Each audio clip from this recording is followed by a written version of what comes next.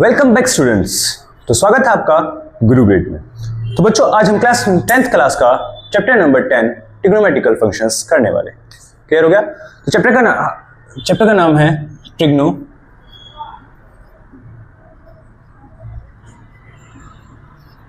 Trigonometry. Clear है?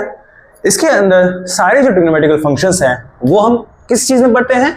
एक right angle triangle के फॉर्म में। इसमें राइट एंगल ट्राइंगल की फॉर्म में। This is called A, this is B and this is also C. Clear रहेगा? जहां से हम मतलब हमारे पास 3 एंगल्स होते हैं, इसमें एक एंगल 90 डिग्री का और एक एंगल थीटा। तो इसके बिहाफ से ही हम सारे ट्रिग्नोमेट्रिकल फंक्शंस को मेजर करते हैं। क्लियर रहेगा? यहां तक सबसे पहला ट्रिग्नोमेट्रिकल फंक्शंस होता है हमारा साइन ए, दूसरा ट्रिग्नोमेट्रिकल फंक्शंस होता है हमारा कोस ए, तीसरा tan ए, चौथा cot A, and then fifth one is sec A, last one is cosec A। Clear हो गया यहां तक? अब इन sin A, cos A, tan A, cot A, sec A, cosec A, इन सभी को निकालेंगे किस तरीके से, इनकी वैल्यूज फाइंड किस तरीके से करेंगे इस ट्राइंगल के अंदर। क्लियर आ गया? सबसे पहले इसमें हम कुछ मार्किंग्स कर लेते हैं। सबसे पहले हम करेंगे ये वाली साइड्स क्या कहलाती है इसकी? हाइपोटेन्यूस। हाइपोटेन्यूस जो आपकी स्लैंट हाइट जो होती है वही क्या कहलाती है इसकी? ट्राइंगल की हाइपोटेन्यूस। क्लियर रहेगा यहां तक? जो आपकी सेकंड वाली जो इस एंगल के अपोजिट में जो साइड्स है वो क्या कहलाएगी? परपेंडिकुलर। क्या कहलाएगी? परपेंडिकुलर। क्लियर हो गया? And the last one is called base, जो आपकी स्लैंट हाइट यानी हाइपोटेन्यूस के साथ अटैच है वो आपकी कहलाएगी परपेंडिकुलर। यहां तक क्लियर रहेगा आपको? बहुत अच्छा। फिर इसके बाद हम sine A is equal to दिया हुआ होता है हमारा perpendicular upon hypotenuse. Perpendicular upon hypotenuse. Clear रहेगा यहां तक? इसके बाद कोस इज इक्वल टू होता है हमारा बेस अपॉन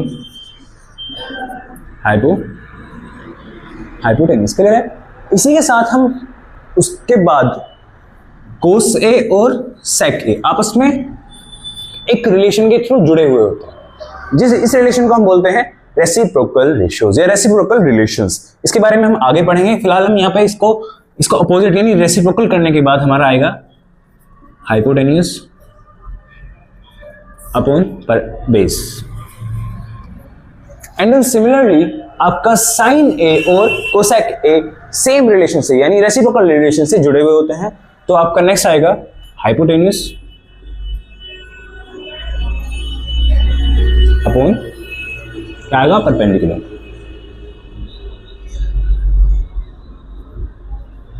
ठीक है? And the last one is tan A और cot A। tan A और cot A भी एक दूसरे के साथ रेसिप्रोकल रिलेशन में होते हैं, लेकिन हमें tan A की वैल्यू तो निकालनी पड़ेगी ना। तो tan A is equal to हमारा होगा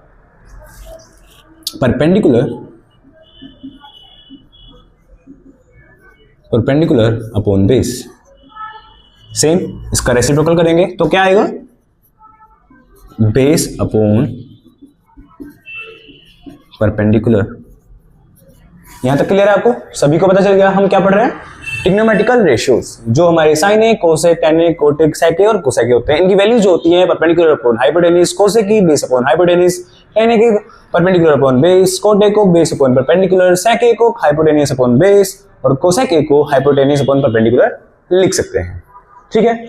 इसके बाद हम एक थ्योरम पढ़ने वाले हैं जिसे हम बोलते हैं पाइथागोरस थ्योरम। इस चैप्टर की मोस्ट इंपोर्टेंट थ्योरम होती है हमारी पाइथागोरस थ्योरम। ये थ्योरम क्या कहती है? ठीक है ना? मतलब ये भी तो हमें पता होना चाहिए कि थ्योरम कह क्या रही है। थ्योरम हमें एक नया रूल बताती है, तो वो क्या बता रही है?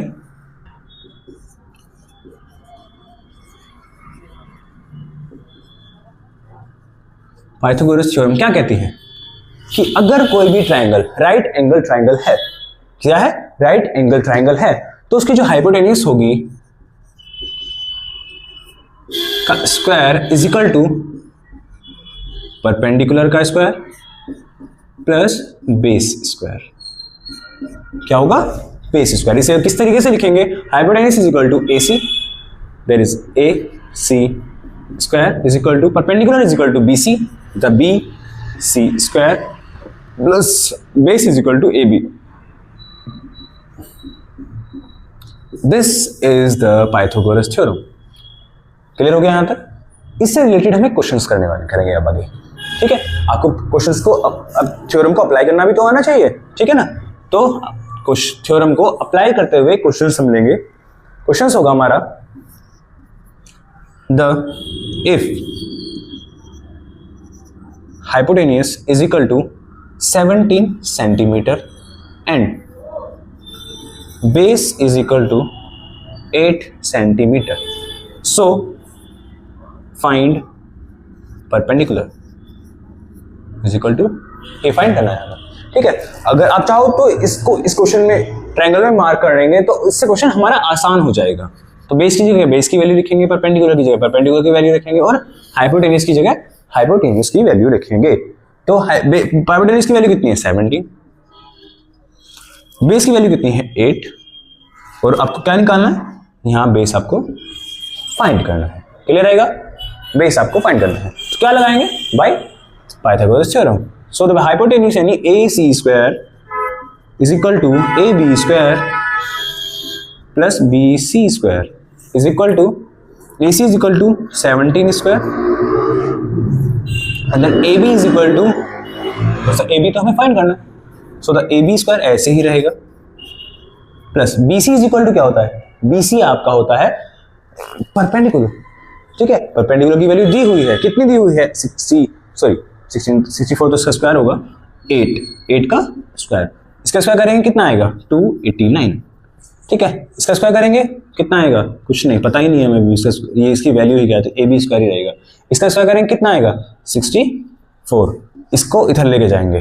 ठीक है, 289 minus 64 is equal to AB square. Clear है यहां तक?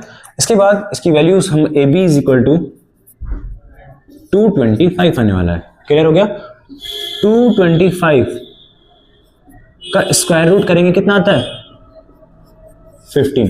सो the square root of the, इसके आगे हम जो ये आपका एक्स्ट्रा में हो जाएगा थोड़ा सा, AB square is equal to 225, so the AB is equal to 15 centimetre. Clear हो गया? तो यहां तक आपको पाइथागोरस थ्योरम समझ में आ चुकी होगी अच्छे से। इसके आगे हम कुछ रेसिप्रोकल रिलेशनशिप करने वाले हैं। मैंने आपको बता ही चुका हूं वैसे तो, पर थोड़ा सा आपको बता देते हैं।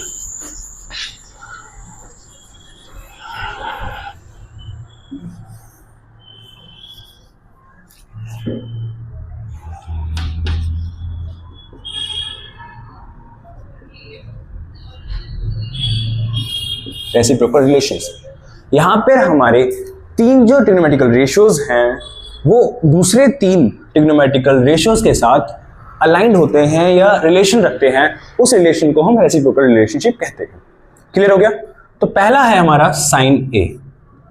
साइन ए कह लो या साइन थीटा कह लो, साइन बी कह लो, साइन सी कह लो, आप कुछ भी कह सकते हो। इसके अंदर अगर मैं बात करूं थीटा को मैं शिफ्ट कर दूं यहां पर, तो जो आपकी सारी वैल्यूज निकलने वाली हैं वो चेंज हो जाएंगी।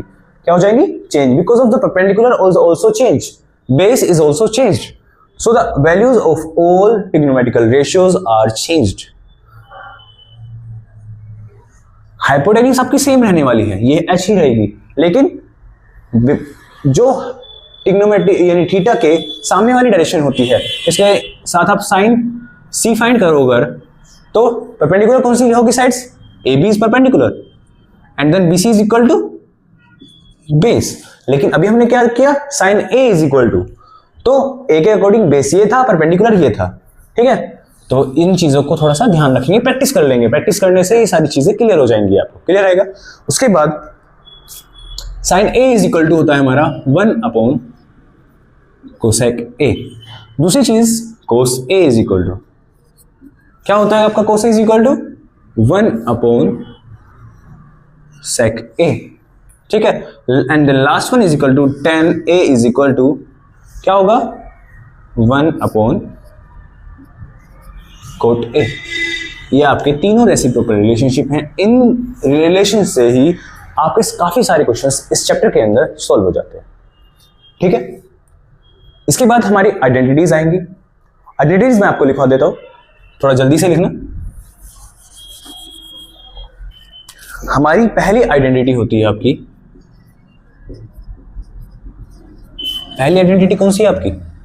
तो sine square A plus cos square A is equal to 1। Clear है यहां तक? दूसरी आइडेंटिटी क्या होगी आपकी? 1 plus tan square A is equal to क्या होगा? Cosec square A. यानी ये भी एक तरह की रिलेशनशिप ही है आपके ट्रिग्नोमेट्रिकल रेशियोज को चेंज करने के लिए। मान लीजिए आपको सेक स्क्वायर ए मिल गया, सेक स्क्वायर ए, लेकिन हमें चाहिए 10, तो 10 में किस तरीके से कन्वर्जन कर सकते हैं वो हम यहाँ पे देख सकते हैं। क्लियर रहेगा? And the last one is 1 plus cot square A is equal to होता है कोसेक स्क्वायर ए। ये आपकी 3 आइडेंटिटीज हैं। आइडेंटिटीज अभी बहुत सारी हैं, लेकिन बेसिक्स जो आइडेंटिटीज हैं वो हमारी sine square A plus cos square is equal to 1। आपको कहीं भी क्वेश्चन में sine square 60 plus sine square 60 plus sine square, या फिर सॉरी एक सेकंड में गलती हुई कुछ, sine square 60 plus cos square 60 मिलता है, तो उसे आप डायरेक्ट 1 लिख सकते हो। आपको उसके अंदर कोई भी वैल्यूज पुट अप करने की जरूरत नहीं है because of this identity. Clear है? पर हाँ, उस क्वेश्चन के अंदर आपको मेंशन करना पड़ेगा कि आपने किस आइडेंटिटी का यूज किया है। क्लियर रहेगा? तो आज के लिए सिर्फ हम इतना ही रखेंगे और आगे कल से हम इसके क्वेश्चंस कराने शुरू करेंगे। तो हमारे साथ जुड़े रहिए। Thank you.